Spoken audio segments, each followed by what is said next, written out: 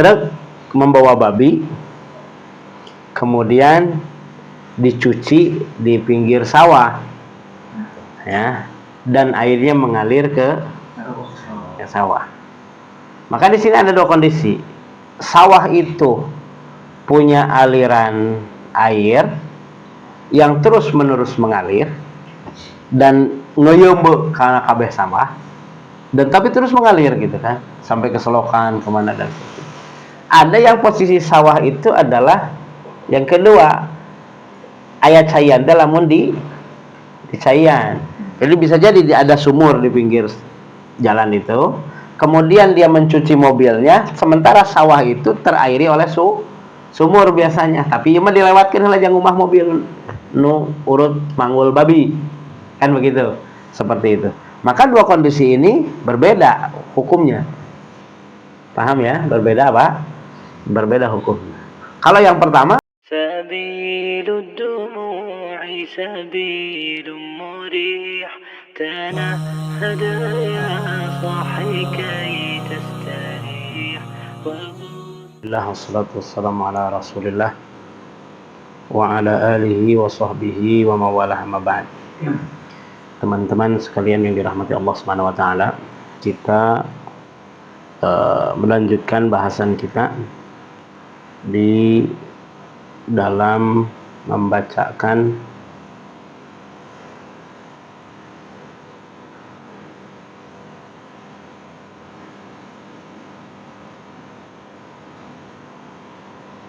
itu, di dalam membacakan hadis yang ada dalam Umdatul Ahkam, dan kita masih dalam awal pembahasan nih. Dan di kesempatan ini kita masuk di tulisan Al-Imam Abdul Ghani Al-Maqdisi rahimahullah, Kitabut Taharah. Beliau menyebutkan Kitabut Taharah, kitab Taharah. Dan mungkin di sini penting untuk kita sampaikan prolog sebelum membacakan hadis-hadisnya, ya, karena ketika disampaikan prolognya terbuka, maka ketika membacakan hadis nyambung.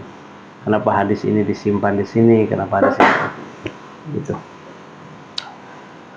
Beliau menuliskan Kitabut Taharah. Kitab, ya, itu adalah dalam bahasa adalah al-jam'u, yaitu mengumpulkan. Ini fihi majmu'atul abwab, artinya di dalamnya kumpulan dari bab, ya. Jadi disebutkan kitab, yaitu terkumpul di dalamnya abwab, bab, ya. Maka disebut kitab. Atau kama tahtahu minal fusul, atau apa yang di bawahnya dari pasal-pasal, disebut kitab. Jadi kalau umpamanya dalam tulisan itu, para ulama menyebutkan yang paling tinggi adalah kitab. Kitab itu adalah yang terkumpul di dalamnya tulisan. Karena kitab itu adalah diartikan apa? Al-jam'u, mengumpulkan secara bahasa. Kata bayak tubuh kitaban.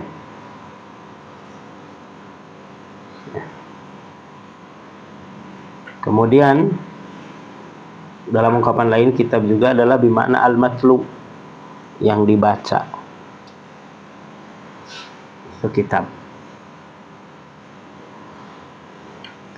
Kemudian ketika disebutkan kitab at-taharah, berarti kumpulan bab taharah. Jadi taharah itu memiliki bab yang banyak. Nanti kita bahas dalam permasalahan fikih, sehingga kita tahu ini masuk dalam kitab taharah, bab ini, bab ini, bab ini. Sehingga ketika umpamanya antum tidak hafal hadis pun tahu, oh, bab ini itu ada dalam kitab taharah. Hadisnya mana? Bisa buka deh. Seperti itu. Atau ketika antum menemukan hadis, oh ceritanya ada di bab ini, berarti masuk dalam kitab. Wah, begitu. Itu jadi intinya kita bisa memahami sebuah ungkapan yang disebutkan dikembalikan kepada pembahasan yang pernah kita tahu, sekalipun mungkin dalil atau hadis tersebut atau ayat Quran tersebut bisa dipahami masuk di bab yang lain. Tapi minimalnya ketika kita tahu di bab itu, minimal kita menyebutkan hadis ini pun ada di bab ini karena pembahasan ini di sebagian posisi ini. Itu agar kita bisa nuraji, kita mengulang dan seterusnya. Sehingga suatu saat ketika kita mendapati sebuah masalah, andai kita dituntut untuk memutuskan karena tidak bisa bertanya kepada yang lainnya, kita melihat oh dalam hadis ini begini arahnya, maka kita pun mengamalkan sesuai dengan hadis itu. Begitu. Ada yang dikenal dengan apa? Menganalogikan. Kalau dalam posisi apa? Kapentes apa? Darurat.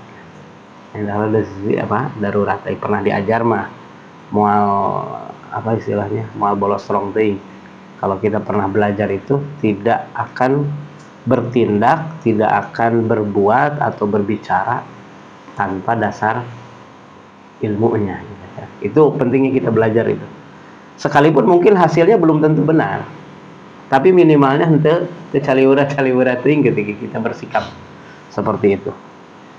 Sehingga kalaupun orang menegurnya pun di situ kita punya argumentasi. Itu pentingnya belajar. Kemudian yang kedua adalah at-taharah. Bahasan kita adalah taharah. Taharah artinya an-nadhafah wan nazahah. Taharah itu adalah nuzhah, bersih. Nadhafah, nadhif. Dan taharah, kenapa disebutkan taharah oleh para ulama? Karena itu adalah mustalahun syar'i. Adalah istilah yang tertulis dalam dalil. Ya. Taharah itu tertulis dalam dalil. Minimalnya kita mengenal tentang surat Al-Mudaththir. Ya, wa thiyabaka fatahhir. Dan taharahkan bajumu.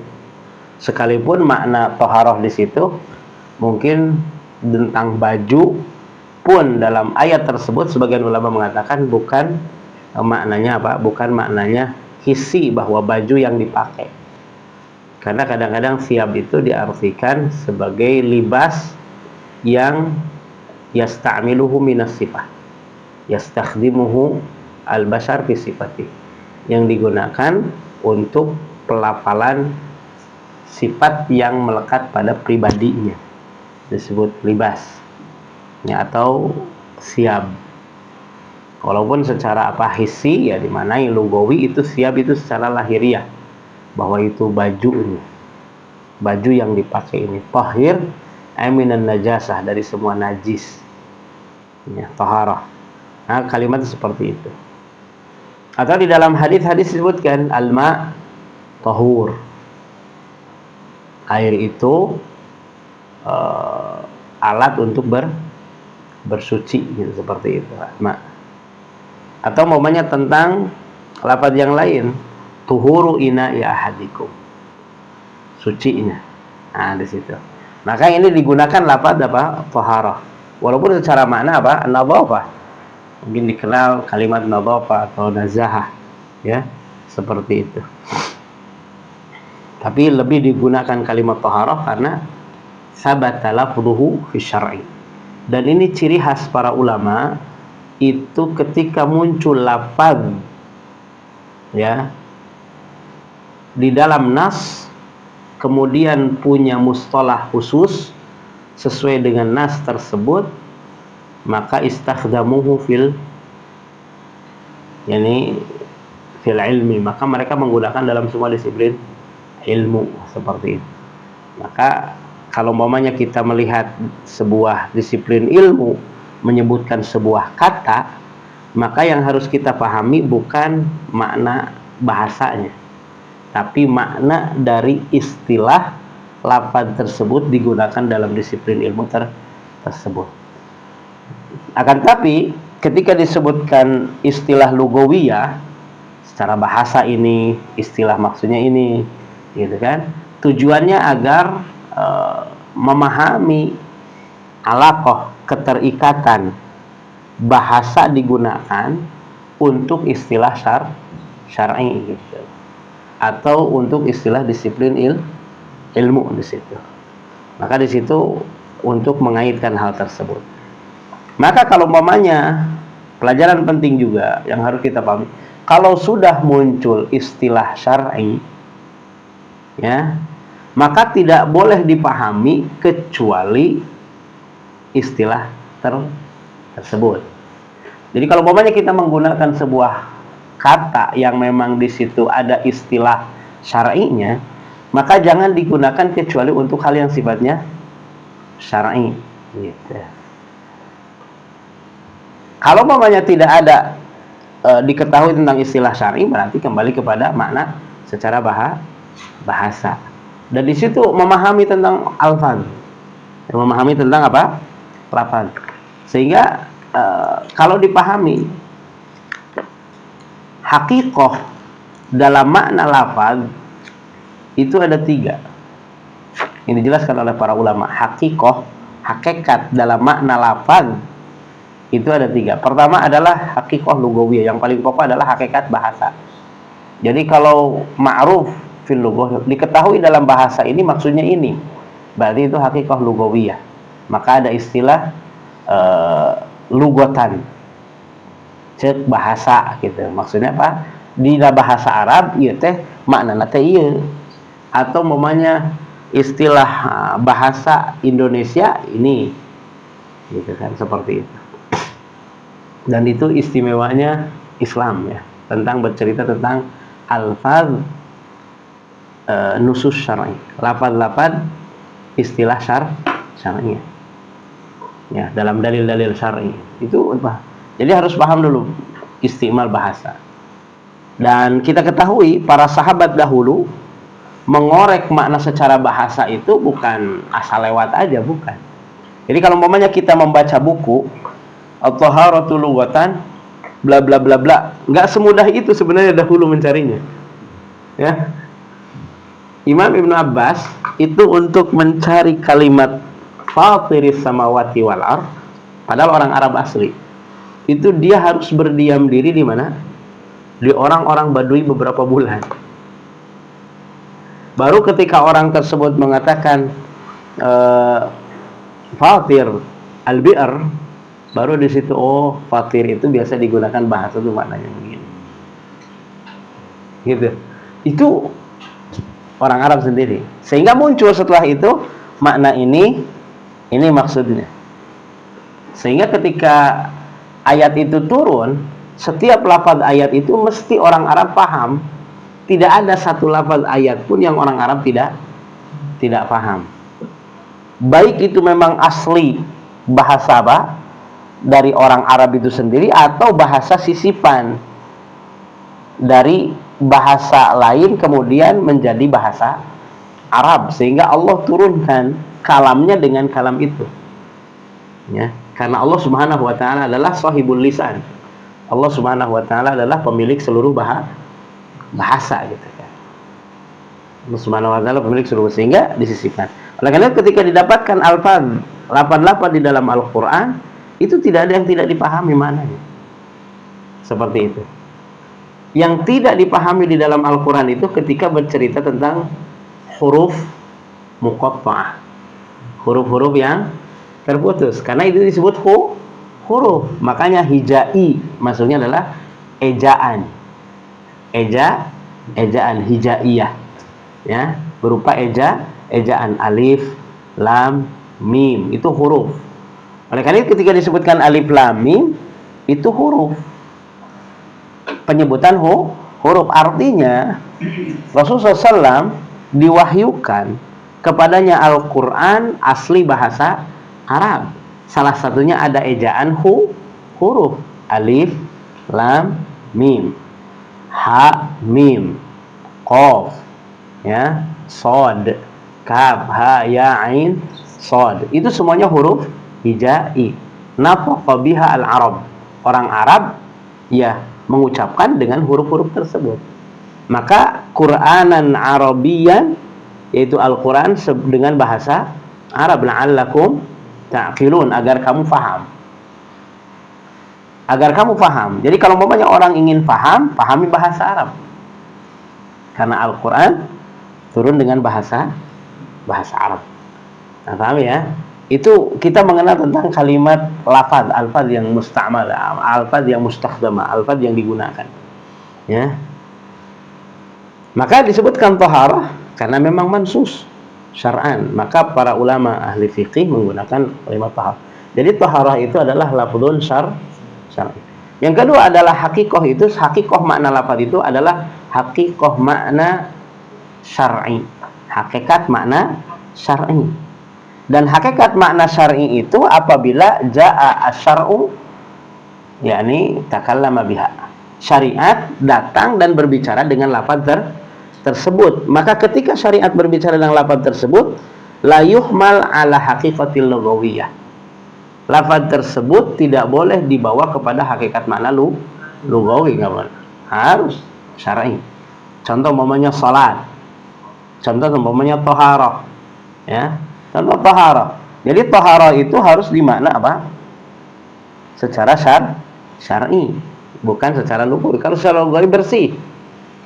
Apakah setiap yang bersih taharah? Secara syar'i enggak.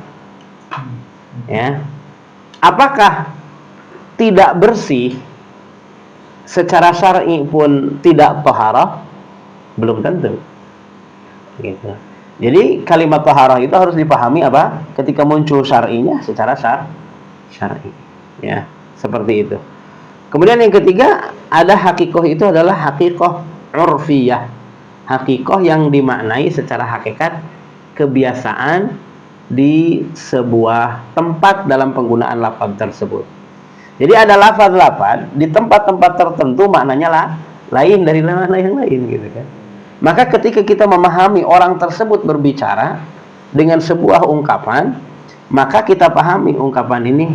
Makanya Al-Qur'an turun dengan 7 lisan, 7 lahjah di situ. Di situ menjelaskan ketika kalau mamanya siapa? Al-Imam Suyuti ya, menyebutkan dalam kitab Asbabun Nuzulnya, beliau menyebutkan salah satu ini adalah bahasa kaum mana, gitu kan. Lafaz digunakan ini. Maka otomatis makna tersebut harus kaum tersebut digunakan maknanya untuk apa? Yang mungkin ketika dinisbahkan kepada kaum yang lain bisa jadi maknanya berbeda, dan itu butuh penelitian. Oleh karena itu para mufassir itu nggak sembarangan memberikan tafsir, gitu kan, seperti itu. Karena dia harus tahu ini lafaz digunakan di umpamanya ini digunakan oleh orang Hijaz, ini digunakan oleh orang ini, gitu, seperti itu.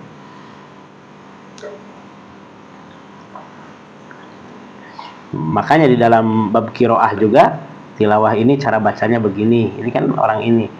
Tapi kadang-kadang sebuah lafaz khusus untuk kampung tersebut. Seperti itu. Makanya siapa tadi? Abdullah bin Abbas nyari lafaz fatir itu digunakan di kampung mana? Berarti di Quraisy itu apa? Tidak digunakan karena Abdullah bin Abbas asli Quraisy. Gitu. Walaupun mungkin paham secara maknanya, tapi bahasa orang mana, gitu kan.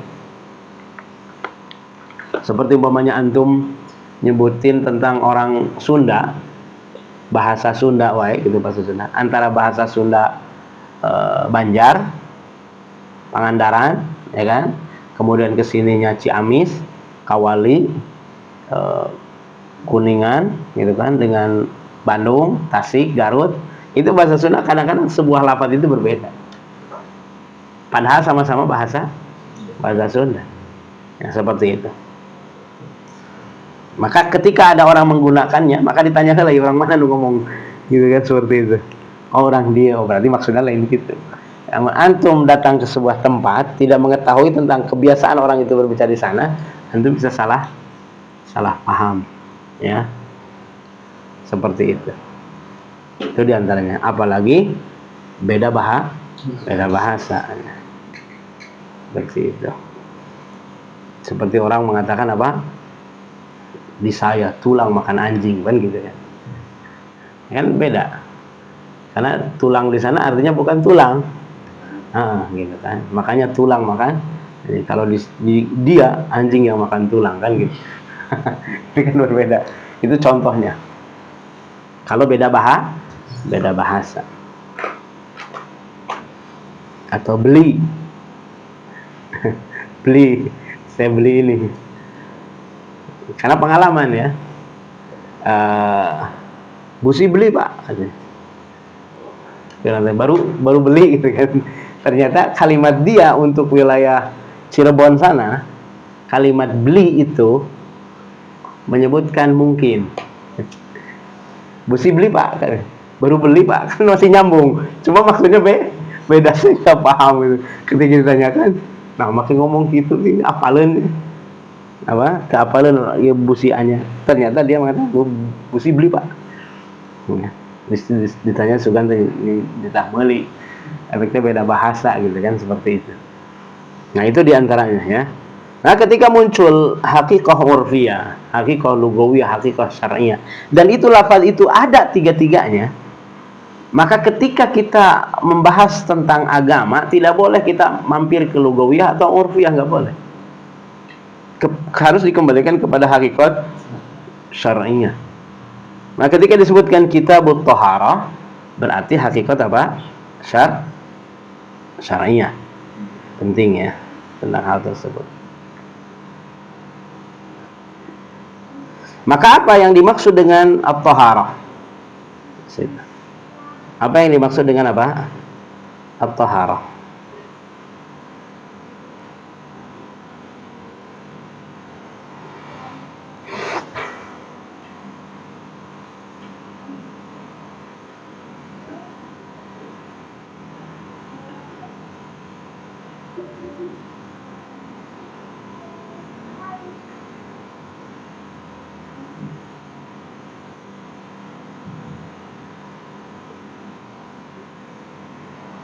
Maka taharah itu kalau dimaknai secara apa? Secara syar'i itu adalah raf'ul, yakni al-hadas wan najas, atau raf'u ma yamna sihhatas shalah. Yaitu kalau dimaknai tentang apa taharah itu adalah yaitu menghilangkan hadas atau najis. Itu namanya apa? Taharah. Atau menghilangkan apa namanya? Menghilangkan sesuatu yang menghalangi sahnya sholat berupa apa namanya? Berupa hadas ataupun najis. Itu adalah makna istilah syar'i dalam permasalahan fikih. Kalau makna istilah syar'i dalam urusan agama secara menyeluruh, taharah itu adalah berarti tazkiyah ma huwa khabathun hissan wa ma'nan. Kalau secara umum dalam Islam itu berarti apa? Membersihkan segala yang kotor baik makna ataupun hissan, hissi. Ya, mana kotor. Maka ketika berbicara tentang taharah secara umum itu masuk taharah secara maknawi, masuk juga taharah secara apa? Hissi. Nah, ini yang dimaksud. Ya. Maka ada istilah lain, taharah, ada hadas, ada najas, ada khobat. Ya. Hadas artinya hadas itu artinya adalah apa? Sesuatu yang dengannya tidak sah wudu, tidak sah apa? Salat dan tawaf. Hadas. ya. Dan hadas itu ada dua, besar dan kecil. Ini sekedar apa? Biar nyambung nanti, karena pembahasan hadisnya begitu. Sementara apa? Najis, ya.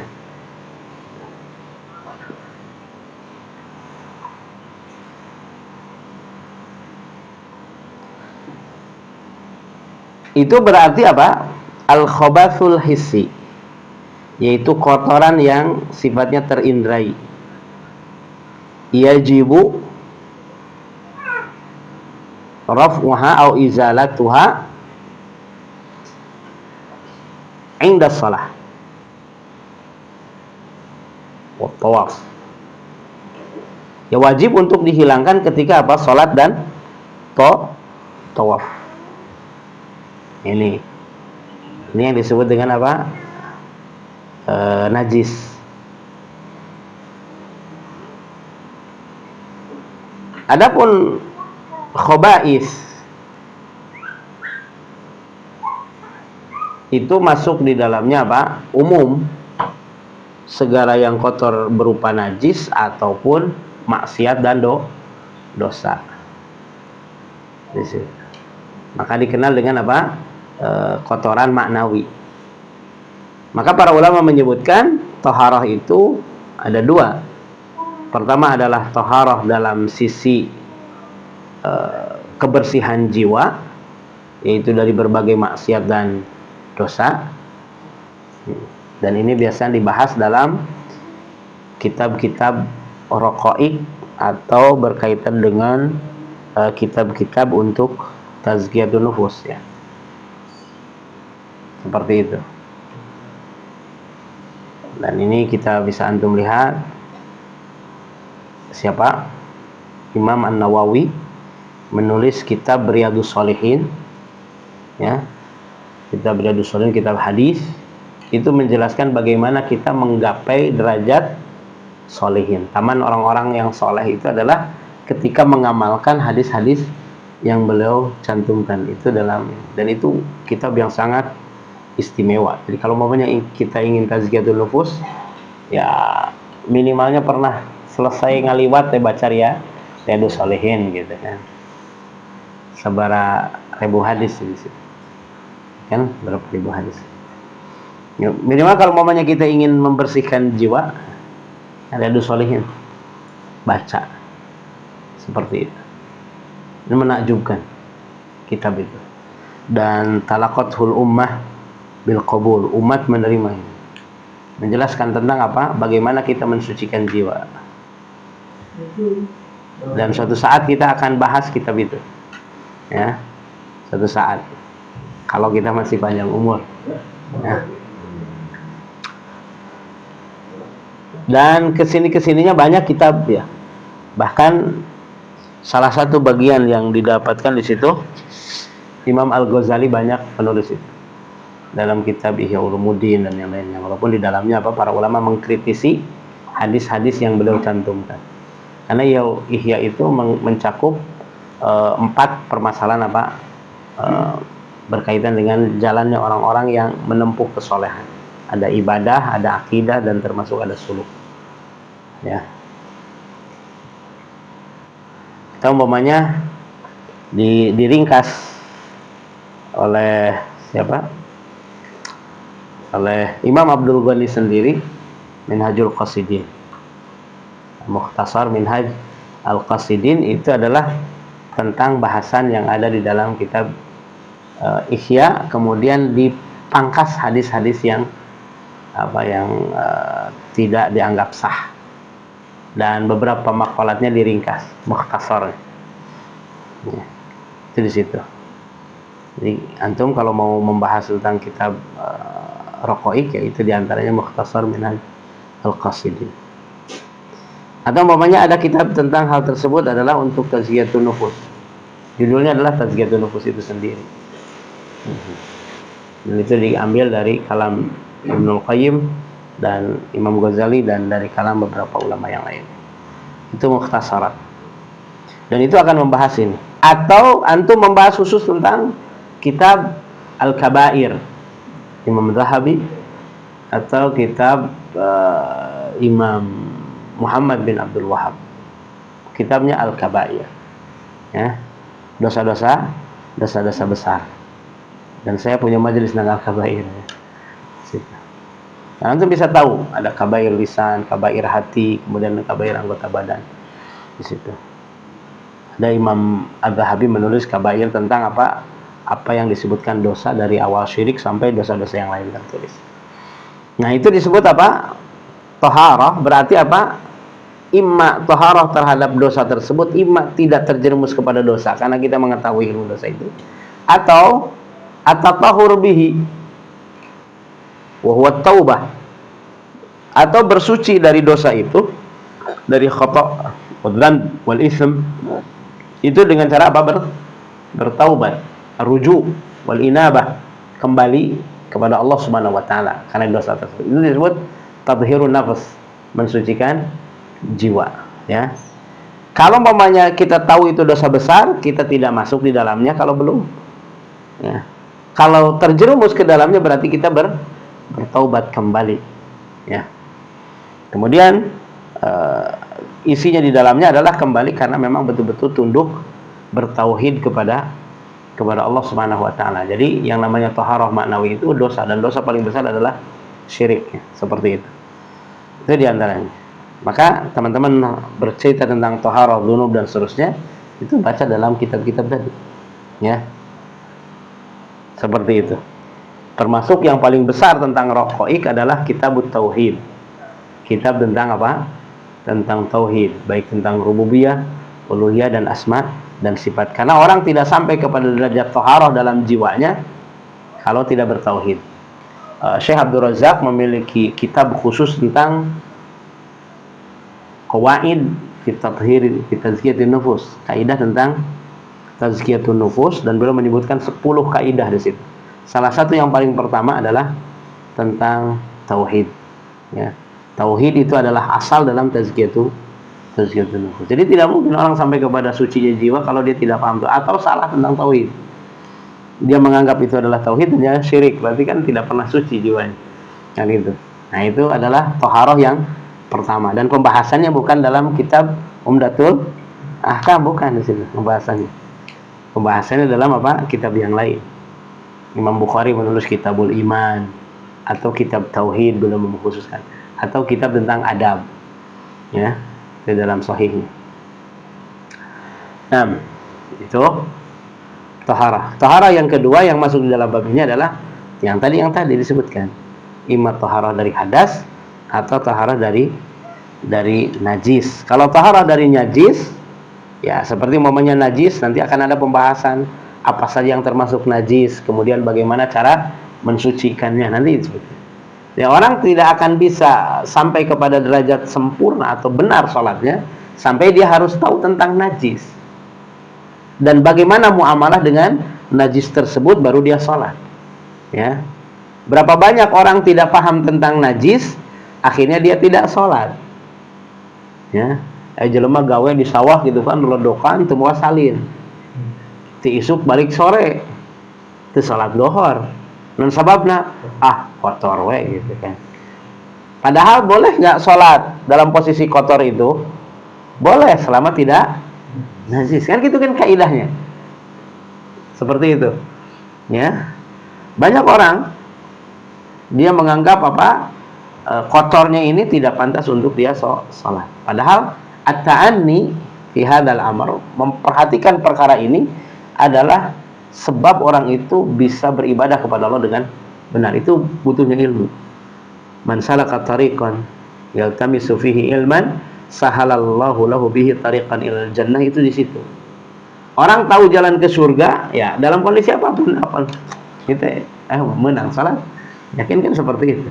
Lamun teu salat, hiji manehna mung diajar, anu kadua manehna teu salat, ya, bisa jadi dia tertahan untuk masuk surga. La haula wala quwwata, itu kan penting, ya. Seperti itu. Kemudian ketika bercerita tentang najis ini, pertanyaan tentang najis. Kalau ada sesuatu, ya, Ya, kalau ada sesuatu, umpamanya sesuatu tersebut sebagian menyebutkan, ini penting ya, ketika penggunaan lafaz syar'i tadi thaharah. Kenapa digunakan lafaz syar'i tentang thaharah itu? Kalau sesuatu itu memahaminya bahwa thaharah itu maknanya secara lugawiyah dan tidak memahami secara syar'i, lihat hadisnya. Tuhuru ina'i ahadikum idza walagha fihil kalb. Nanti akan ada hadis ini. Ayyugsilahu sab'an. Tuhur, ya. Tuhur, membersihkan wajan, wadah. Ketika anjing menjilat apa? Menjilat air di situ. Menjilat air atau menjilat makanan di wadah tersebut adalah dicuci 7 kali. Kalau umpamanya orang memahami makna tuhur, cara mensucikan itu maknanya membersihkan saja, bukan makna secara apa? Syar'i, berarti anjing itu tidak najis. Paham ya? Kalau makna tuhur itu dipahami memang syar'i, berarti anjing itu jilatannya adalah najis. Paham ya di situ? Sehingga ketika ada ulama yang mengatakan anjing itu tidak najis, berarti dia memahami lafaz tuhur itu kembali kepada bahasa. Padahal hukum asal yang terlafaz secara syar'i adalah syar'i. Gitu. Lalu apa sikapnya? Dampaknya kan besar di situ. Ya, ketika memahami tentang hal tersebut. Ya. Lalu bagaimana dengan mencucinya? Mencuci wadah tersebut. Dan kalau umpamanya mencuci dengan dia tidak meniatkan, kalau umpamanya orang yang mencuci wajan tersebut bukan niat membersihkan najis, suci gak? Di situ para ulama berbeda pendapat dalam mensucikan najis itu harus ada niat atau enggak. Kalau umpamanya mesti ada niat, taruhlah pendapat jumhur mengatakan mesti ada niat di situ. Ya, karena tentang niat ini panjang ya sebenarnya. Makanya beliau memasukkan innamal a'malu binniyat, dan paling ribet adalah tentang ini. Di antaranya. Jadi kalau umpamanya dia membersihkan najis, pakai niat apa enggak? Kalau orang berwudu mensucikan dari hadas, itu sepakat harus pakai niat. Kalau najis enggak. Nah, kalau ditaruhkan harus pakai niat, nah yang tadi ketika mensucikannya dia hanya berkaitan dengan ta'abud. Contoh umpamanya, mazhab yang mengatakan anjing itu suci, baik jilatannya atau jasadnya atau kotorannya, karena ada ulama yang berpendapat begitu ya.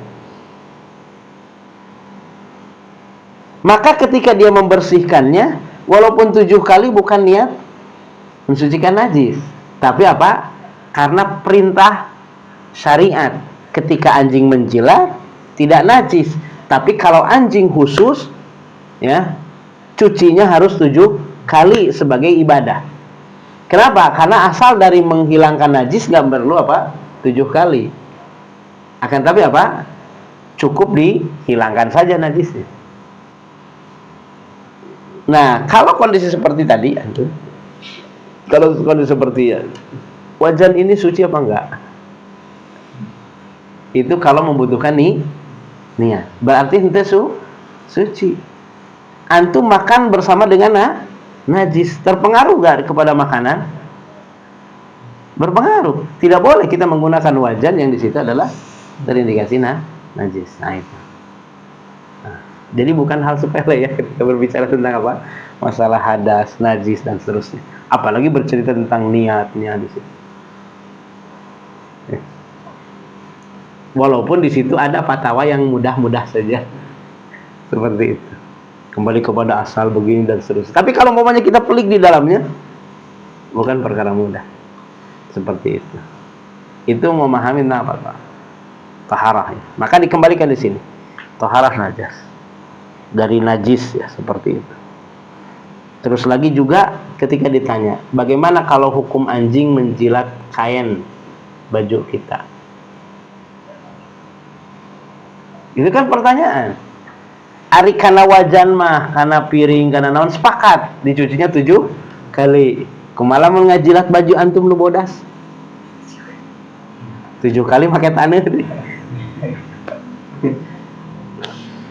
Kan tujuan apa? Tujuan taharah teh membersihkan, mensucikan. Baju antum bodas, celana antum bodas, diletak anjing.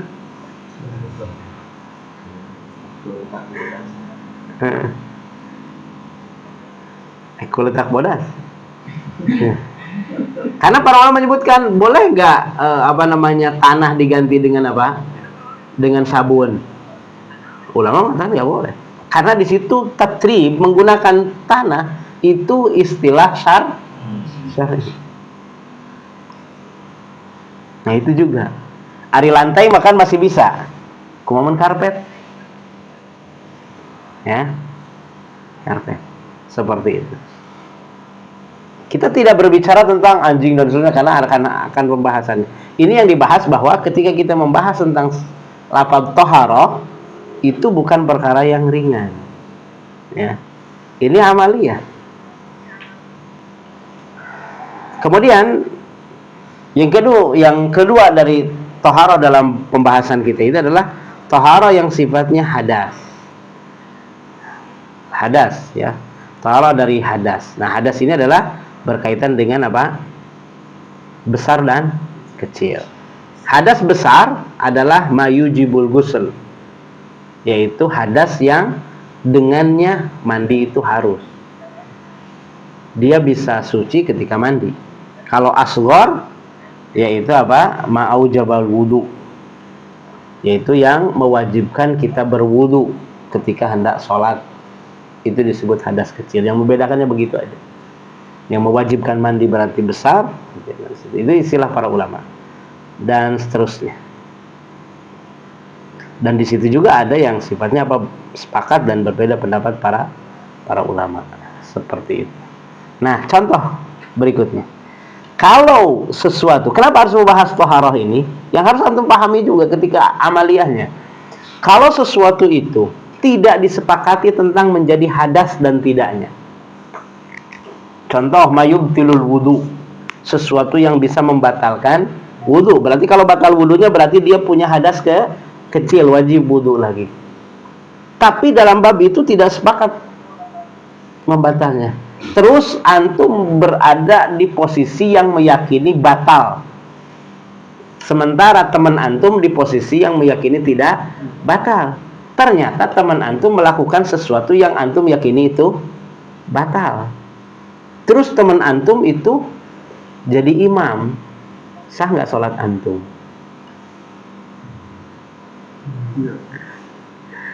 Kalau umpamanya antum ta'assub madhab, itu nggak sah antum. Makanya kalau umpamanya ada sebagian orang tidak mau berimam sama antum, karena mungkin dia meyakini itu batal, antum tidak batal. Karena dalam madhab Syafi'i itu ada 2 pendapat orang. Ya. Murni tidak sah sama sekali. Makanya nggak bakalan sholat berjamaah. Dan sebabnya etama kelompok orang yang tidak meyakini batalnya pembatal wudhu gitu kan. Seperti itu. Kenapa? Karena mubham si eta teh batal wudhu nanti. Lain yakin teh wudhu. Nah, maka dia akan teliti lamun ka masjid wudhu heula, berarti sah salatna. Sabab teu aya batal. Tapi lamun ka masjid di imah najan wudu ge bisa jadi apa? Batal. Sabab boga pamajikan. Gitu kan. Sabab lamun paantel kulit di pamajikan batal kan gitu. Maka mendingannya salat sorangan we. Gitu. Paham enggak? Itu disebut memahami tentang kitab taharah. Dan ini wajib untuk kita pahami. Sekalipun dalam sebagian fatwa dari madhab itu, ya, itu mengatakan bahwa sah dan tidaknya bukan dilihat dari sisi itu karena perkara khilafiyah, tapi tinjauan dia memilih pendapat yang mana sehingga kita meyakini dengan itu bahwa dia untuk dirinya sah. Maka ketika untuk dirinya sah, siapapun yang bermakmum kepadanya semuanya sah. Dan ini pendapat yang dipilih oleh mutaakhirin, ya, seperti itu. Bahkan antum menyebutkan hatta dalam bab nikah, ketika beda pendapat dalam bab tertentu tidak boleh menikah dengan itu, karena ada kondisi memang tidak sah karena pendapat itu dan seterusnya. Tapi ketika melihat dari sisi pendapat yang kedua ini, ya tidak ada masalah karena semua berjalan dengan keyakinan bahwa itu sah amalnya, seperti itu. Wallahu a'lam. Nah, ini adalah prolog tentang kitab Thaharah, ya, seperti itu.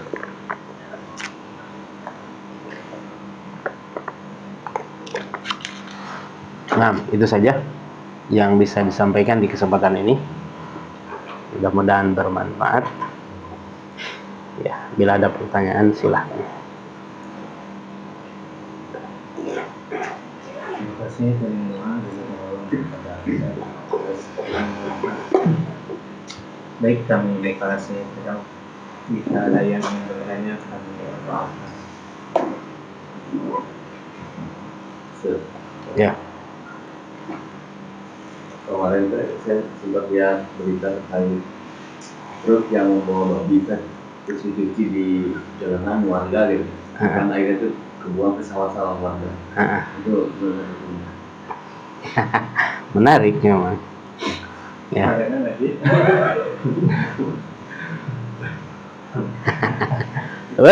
Itu bisa kenyataan.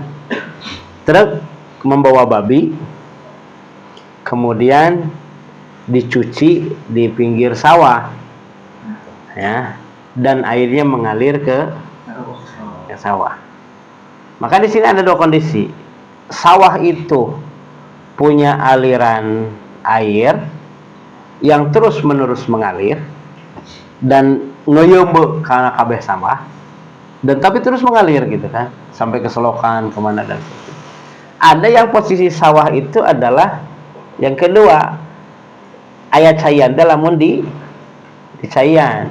Jadi bisa jadi ada sumur di pinggir jalan itu, kemudian dia mencuci mobilnya, sementara sawah itu terairi oleh sumur biasanya, tapi cuma dilewatkan oleh yang rumah mobil nu urut manggul babi, kan begitu, seperti itu. Maka dua kondisi ini berbeda hukumnya, paham ya? Berbeda berbeda hukum. Kalau yang pertama mungkin tidak masalah karena airnya mengalir seperti itu, maka hilang, berarti dianggap mustabahar karena mengalir terus, ada sirkulasi. Nah, kalau yang kedua, maka bisa jadi di situ ternyata mengalir terus, di situ ada orang, maka ketika menempel ke orang menjadi najis. Karena di situ nanti apakah ketika tanah yang terkena najis itu menjadi suci atau enggak, itu para ulama pun berbeda pendapat, ya, tentang hal tersebut. Hati-hati ya ke rumah. Can oke berkaitan dengan truk, nak cukup dicuci sekali itu. Nah, seperti itu kan. Kayak ngaturnya ngebayang karena terus ngebayang karena luas gitu kan. Seperti itu. Ya, itu gambarannya ya, bisa terbayang.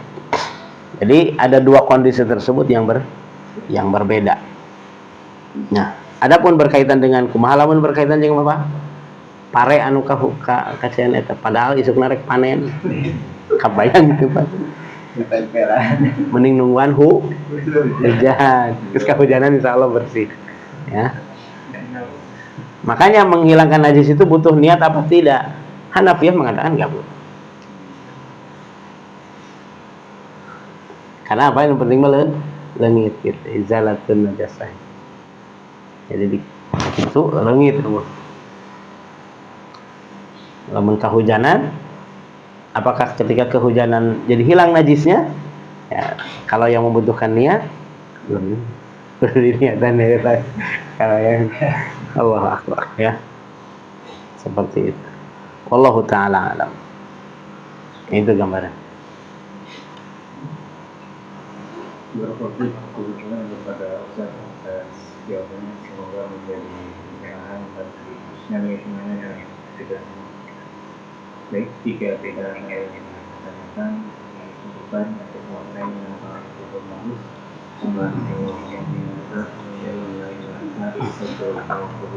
Assalamualaikum warahmatullahi wabarakatuh.